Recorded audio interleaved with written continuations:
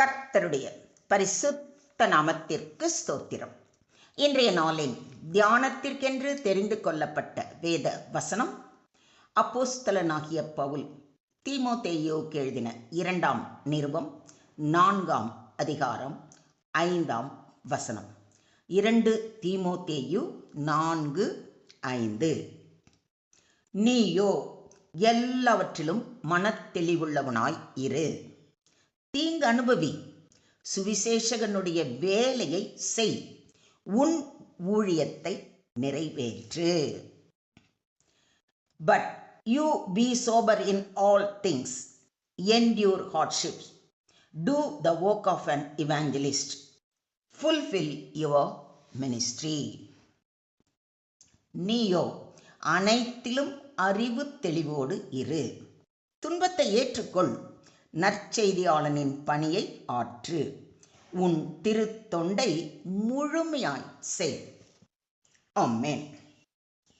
இன்றைய தியான வசனம் பவுலடிகளார் தனது வாழ்க்கையின் இறுதி காலத்தில் தீமோத்தேயுவுக்கு எழுதின கடைசி உபதேசங்களில் ஒன்று. அதாவது இது சாதாரண அறிவுரை அல்ல, ஒரு அனுபவமுள்ள ஊழியக்காரனின் இறுதி வழிகாட்டல். அன்று தீமோத்தேயுவுக்கு சொன்ன உபதேசத்தை இன்று நம் ஒவ்வொருவரையும் பார்த்து சொல்கிறார். அவருடைய அனுபவ வழிகாட்டலை சற்று தெளிவாக தியானிப்போம். இங்கு பவுல் நமக்கு சொல்வது, நான் என் ஓட்டத்தை முடித்து விட்டேன், இப்போது நீங்கள் தொடர வேண்டும் என்பதே. முதலில் எல்லாவற்றிலும் மனத்தெளிவுள்ளவனாய் இரு என்று அறிவுரை கூறுகிறார். இது வெறும் அமைதியாக இரு என்று அல்ல, ஆவிக்குரிய உணர்வு, சத்தியத்தையும் பொய்யையும் பிரித்தறியும் திறன், கடைசி நாட்களில் வரும் வஞ்சக போதனைகளை எதிர்க்கும் நிலை, எல்லாவற்றிலும் தெளிவுள்ளவர்களாக இருக்க வேண்டும் என்று வலியுறுத்துகிறார். ஏனென்றால் அவர்கள் ஆரோக்கியமான உபதேசத்தை பொறுக்க மனதில்லாமல் செவித்தின உள்ளவர்களாகி தங்கள் சுய இச்சைகளுக்கேற்ற போதகர்களை தங்களுக்கு திரளாக சேர்த்து கொண்டு சத்தியத்துக்கு செவியை விலக்கி கட்டுக்கதைகளுக்கு சாய்ந்து போகும் காலம் வரும். எனவே மன தெளிவுள்ளவனாய் இரு. சத்தியத்தில் நிலைத்திருக்கும் விழிப்பு அவசியம் என்று வலியுறுத்துகிறார். தீங்கு அனுபவி என்று சொல்வதை கவனியுங்கள். கிறிஸ்தவ வாழ்க்கை சுலபமான பாதை அல்ல. பவுலின் வாழ்க்கையில் சிறை, அடிகள், துன்பங்கள் என்று பல சோதனைகளை சந்தித்தார். நாம் அநேக உபத்திரவங்களின் வழியாய் தேவனுடைய ராஜ்யத்தில் பிரவேசிக்க வேண்டும் என்று வேதம் மிக தெளிவாக கூறியிருப்பதை அப்போஸ்தலர் 14:22 வாசிக்கிறோம். துன்பம் என்பது தேவன் நம்மை வடிவமைக்கும் கருவி.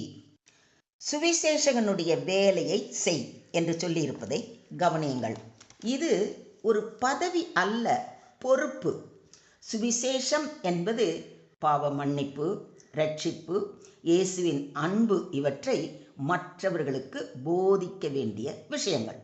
இப்படி நாம் போதிக்க வேண்டியது நம்மேல் கொடுக்கப்பட்ட மிக பெரிய பொறுப்பு. இதை ஒத்துக்கிறீங்களா? கிறிஸ்துவின் சுவிசேஷத்தை குறித்து நான் வெட்கப்படேன். முன்பு யூதரிலும் பின்பு கிரேக்கரிலும் விசுவாசிக்கிறவன் எவனோ அவனுக்கு ரட்சிப்பு உண்டாவதற்கு அது தேவ பலனாய் இருக்கிறது என்று பவுலடிகளார் கூறுவதை ரோமர் 1:16 வாசிக்கிறோம். நம்முடைய வாழ்க்கை ஒரு உயிருள்ள சுவிசேஷம். நம்முடைய வார்த்தை ஒரு சாட்சி. இதை ஒருபோதும் மறந்து விடாதீர்கள்.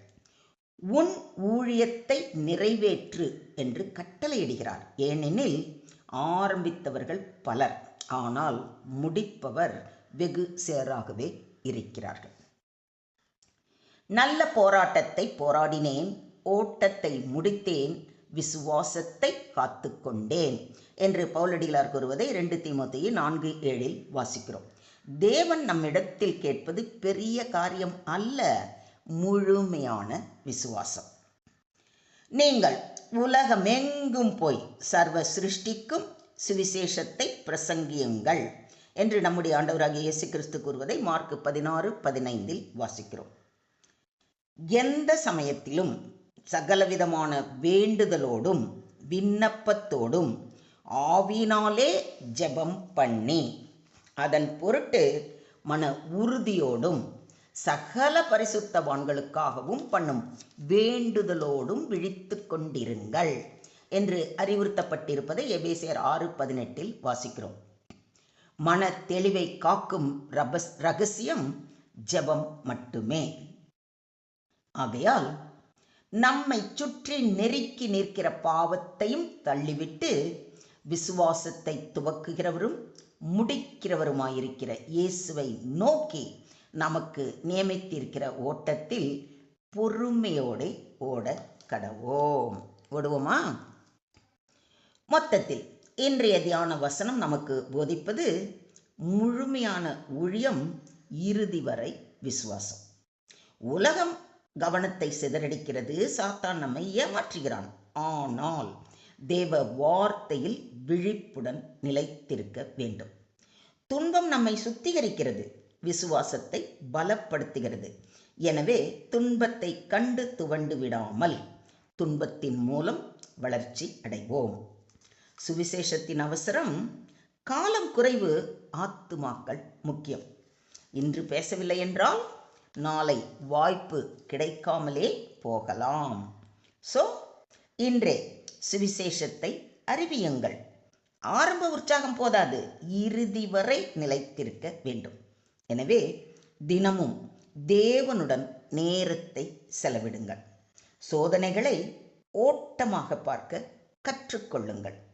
குறைந்தபட்சம் ஒருவருக்காவது சுவிசேஷத்தை அறிவியுங்கள். தேவ அன்பை பகிர்ந்து கொள்ளுங்கள்.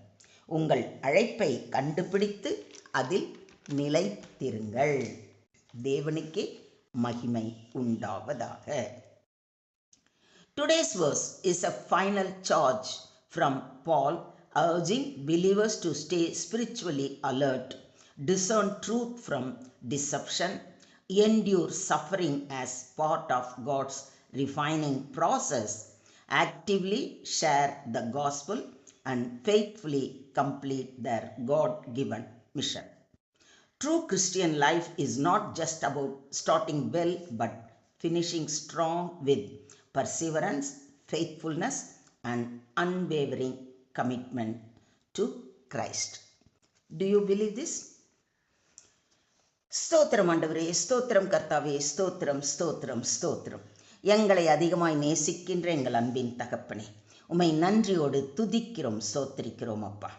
அன்புள்ள பரலோக தந்தையே, உமது வார்த்தையின் ஆழத்தை அறிய கிருபை தந்ததற்காக கொடான கொடி நன்றிகளை ஏறெடுக்கிறோம் அப்பா.